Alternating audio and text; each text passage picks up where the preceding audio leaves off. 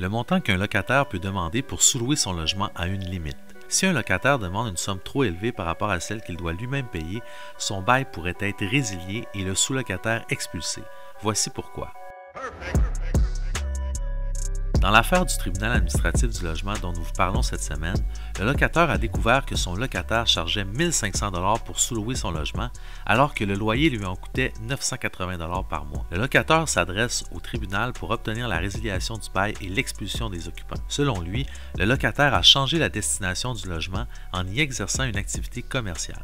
Une fois démontré que la locataire hausse considérablement le loyer, la locataire qui veut convaincre le tribunal que cela découle d'un contrat accessoire a le fardeau de démontrer cette prétention.